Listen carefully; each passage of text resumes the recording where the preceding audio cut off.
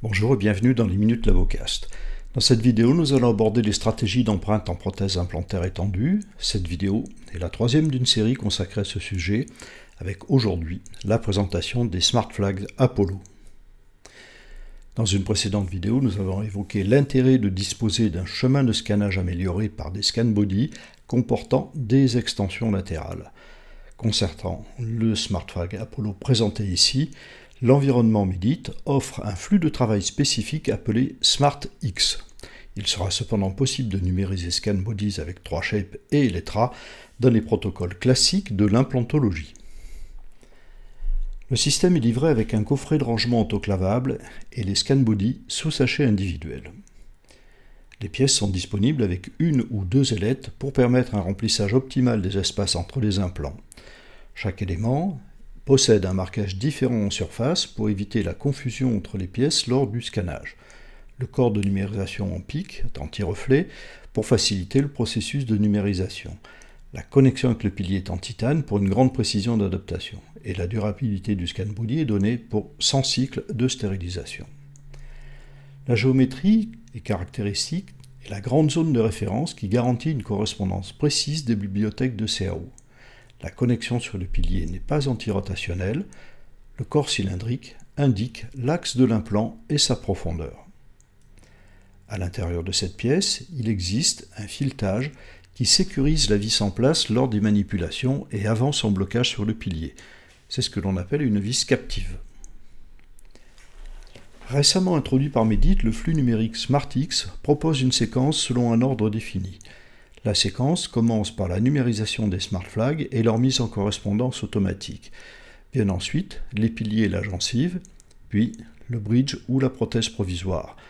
Bien sûr, l'antagoniste et l'occlusion. Nous allons voir l'illustration dans un cas sur modèle. Donc dans le bon de commode, on indique où sont situés les piliers et on démarre donc le logiciel de numérisation. C'est là que l'on choisit le flux de travail SmartX.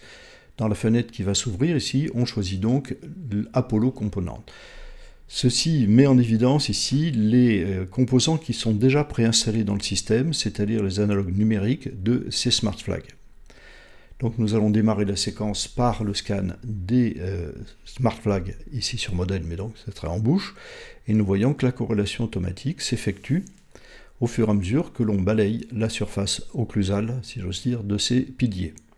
Ensuite, on va passer en vestibulaire pour enregistrer de la gencive. Deuxième étape, l'enregistrement de la zone libérée des Smart Flags. Une correspondance automatique est effectuée avec la première empreinte. Ensuite, nous allons numériser le bridge provisoire. Alors ça peut être un bridge ou ça peut être un appareil amovible, peu importe. Ceci est destiné à permettre l'enregistrement de l'occlusion vis-à-vis de l'antagoniste qui lui est bien sûr numérisé. Donc une fois que l'occlusion est réalisée, le travail est terminé. Nous repassons ici dans Medit Link où nous pouvons afficher ou masquer la partie provisoire, ce qui met en évidence les scan body. Et maintenant, nous avons la relation intermaxillaire, c'est prêt à partir au laboratoire. Alors l'intérêt du protocole SmartX, eh bien, c'est la mise en corrélation automatique des analogues, ce qui valide la qualité du positionnement des implants avant de transmettre l'empreinte au labo de manière sécurisée. Une illustration clinique maintenant. Des empreintes ont été réalisées pour l'étude préimplantaire. Il y a ici l'indication de l'extraction de toutes les dents au maxillaire et la pose de 4 implants pour supporter une prothèse transvissée. La chirurgie est terminée, les Smart Flags sont mis en place, une main positionne la pièce sur le pilier, l'autre assure le vissage. Nous voyons ici les dispositions dans l'axe de la crête. Donc dès le démarrage de l'empreinte, donc la corrélation automatique s'effectue ici. Alors c'est un environnement difficile avec du saignement. Il faut penser d'ailleurs en Medit de passer en lumière blanche ici pour optimiser la qualité de la numérisation. Nous allons maintenant donc enregistrer la zone maxillaire débarrassée des scan flags. C'est un replay de la situation clinique, de façon à avoir toutes les enregistrements. Bien sûr, la corrélation est automatique avec la première empreinte qui a été réalisée, scan flag en place.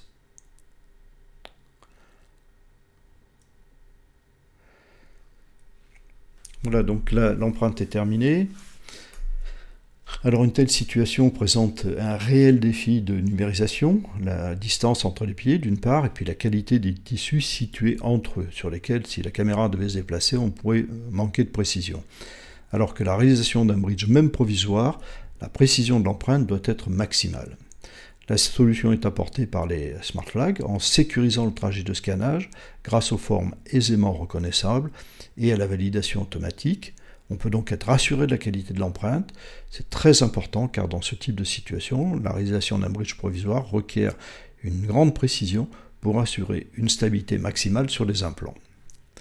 Alors ces smart flags peuvent également être utilisés dans des cas de prothèse partielle, c'est-à-dire pas complète, et bénéficier aussi de la fiabilisation de l'empreinte avant son envoi au laboratoire. Concernant la compatibilité, donc toutes les caméras, vous l'avez vu, peuvent utiliser ce système, et concernant les implants, il y a une trentaine de références. Donc nous allons voir comment on peut choisir des composants. Dans le cas d'Astra, vous voyez qu'il y a ici 3 types de références, donc 3 types de piliers, ce qui implique l'utilisation de smart flags différents. Pour Axiom, 2 références, ainsi que pour Global D.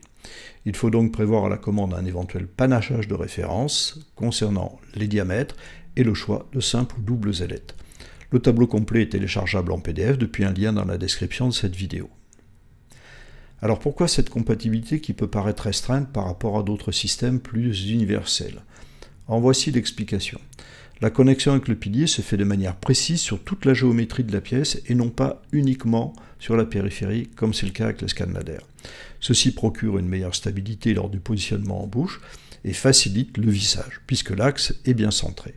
Cela implique de choisir les composants spécifiques, mais comme dans la grande majorité des cas on travaille toujours avec la marque d'implant, ce n'est pas différent des scan body classiques. Donc en résumé, ce système remplit le cahier des charges dans une situation d'implantation étendue d'une arcade. L'ergonomie est bonne. Les diverses extensions permettent de s'adapter au mieux aux conditions cliniques et la vis captive du ScanFlag est un plus incontestablement. La compatibilité avec les systèmes implantaires est importante, ça inclut Global D, marque très répandue en France. Pas d'enregistrement de l'occlusion intégrée, mais cette fonctionnalité s'avère inutile puisque les prothèses provisoires fixes ou amovibles sont toujours présentes dans ces conditions. D'autre part, le protocole SmartX simplifie les étapes de numérisation en validant automatiquement la qualité de l'empreinte. Les fichiers d'empreinte acquis en dehors de l'environnement Medit sont également exportables vers le logiciel de labo 3Shape et Exocad dans lesquels les analogues numériques sont disponibles. Si cette vidéo vous a plu, mettez-nous un pouce bleu, partagez-la, abonnez-vous à la chaîne et cliquez sur la cloche pour ne pas manquer nos prochaines parutions pour découvrir d'autres systèmes similaires. Merci de votre attention.